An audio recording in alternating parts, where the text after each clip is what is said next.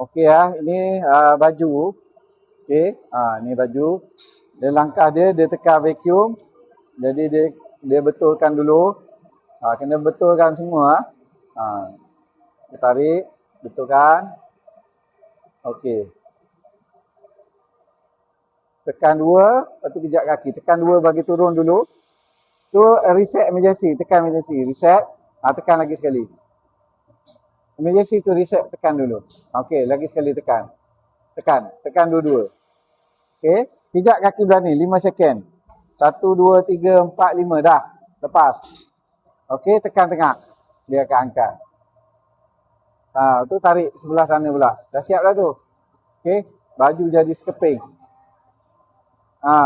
Sini je. Okey. Kita tak membazir, so kita rebus mana benda kat sana lah nak bagi jimat. Okey, ni betulkan dulu. Sedut, betulkan.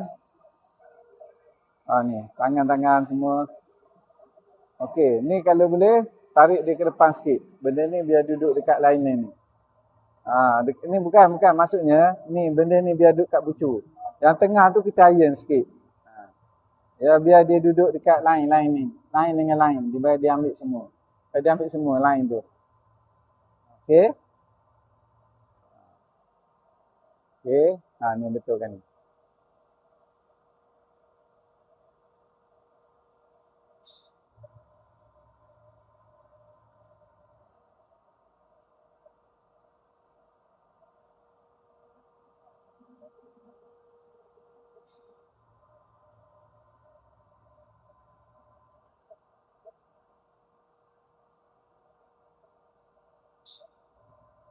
Tak, jangan buat emergency tu. Emergency saja. Yang ni tak perlu tekan.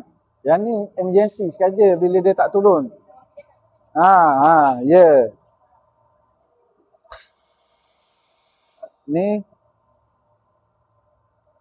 Lagi sekali. Tekan 2. Tekan 2. Bagi dia turun, pijak kaki. 1 2 3 4 5. Lepas. Tekan tengah. Dia naik. Nampak? Siap sekeping. Okey. Untuk yang ni, kini apa semua, kita pakai iron atau kita pusing macam ni. Pusing macam ni. Lebarkan macam ni. Yelah, dia suruh penyek. Memang nak penyek. Dia akan sekeping melekat ni. Letakkan dia ni. Yelah, yang tu pakai sikit lah. Tapi yang biasanya kita nak jimat ni berapa kali press dia kira ni. Harga ni. Faham tak? Kita sikit-sikit kita iron lah pergi. Tapi kalau ni macam ni. Betulkan ni. Dia penyek. Kita mari ni dia memang sekeping macam ni. Okay, baju saya buat semua 3 macam ni lah. Supaya dia sekeping. Untuk klien buat 2 tadi. Lepas tu pergi iron lah sikit-sikit tu. Okay. Tekan 2. Okay, pijak kaki. 1, 2, 3, 4, 5. Lepas. Tekan butang merah. Okay, selesai. Siap satu baju.